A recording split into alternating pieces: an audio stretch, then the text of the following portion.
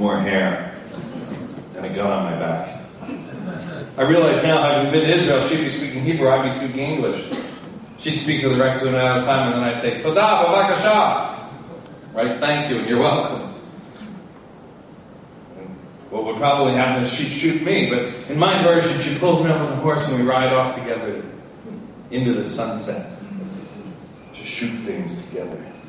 In Judaism, I said, I read Exodus, and she got that story. I looked at Rabbi Stan, and she said, the Bible is a very powerful book. No. I read the novel Exodus by Leon Uris. Let's face it, if I read Trinity, you'd probably have a different speaker today.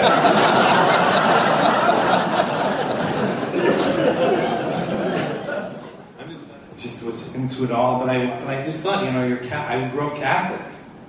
I didn't think, even in America, I didn't think you could switch religions. We were taught as Catholics anyway that Catholicism took the best parts of Judaism and made them even better. They said we took the law and we made it merciful. I thought back to the priests and the nuns of my childhood, and I thought, if that was mercy, my God, the law must be untenable.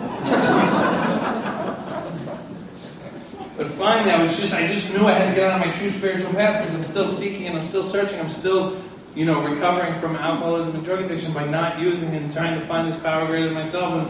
And so finally, I took a course in basic Judaism. I saw an ad in the paper. It said, by now I'm in Los Angeles. I'm about 28, 29 years old. I see an ad in the paper. It says, so you want to be a Jew? That's not what it said, but wouldn't that be a great ad? It was an ad for a course, an introductory course to Judaism offered by the list of sponsoring rabbis if you wanted to convert after the course, and a list of books you would have to read. And at the bottom of the application, there was a non-member rate and a member rate. So I called her back. I said, how can you have a member rate to an introductory course? And I want to get the member rate.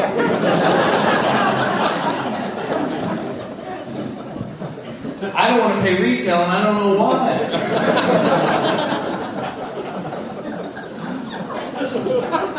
So I call the sponsoring rabbis and I say, hi, I'm not Jewish. Can I join your synagogue? Both say no. Some say yes.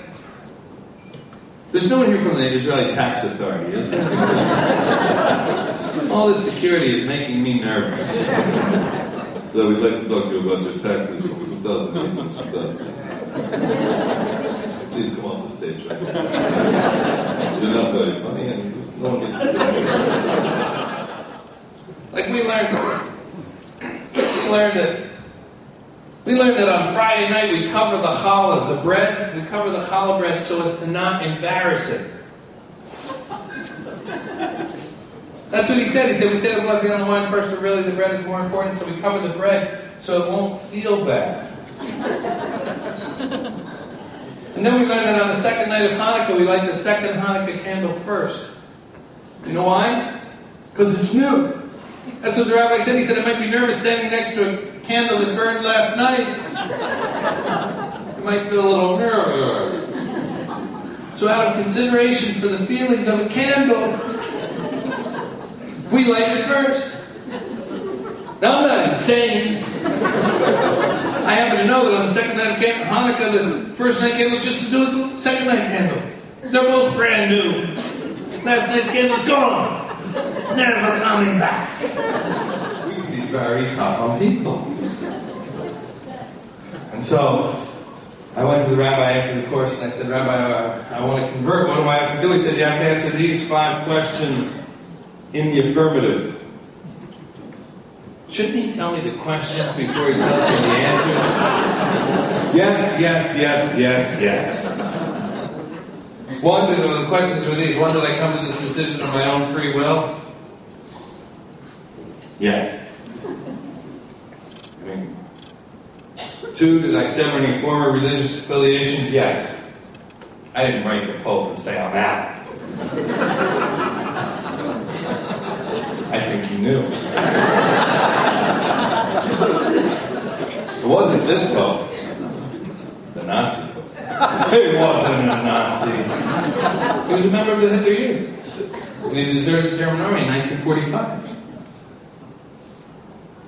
Might I remind you of Hitler deserted the German army? Yes, but my name was Chris Campbell. This was suburban Los Angeles, 1994. I didn't have beard, payas, kippah, tzitzit, nothing. Your name is Chris Campbell, and you look like that. When they come for the Jews, you say, they went that way. 4, would I become an active part of the Jewish community? Yes. 5, if blessed with children, would I raise them as Jews? Yes. So I converted. Now, traditionally, conversion to Judaism consists of 3 parts. Baked in a religious court, 3 rabbis. This was going to serve as the reform baked in. He's answering these questions in front of a group of friends and family. 2, mikveh, immersion in a living body of water. I know it sounds like baptism, but it's not baptism. And 3, brit milah, circumcision.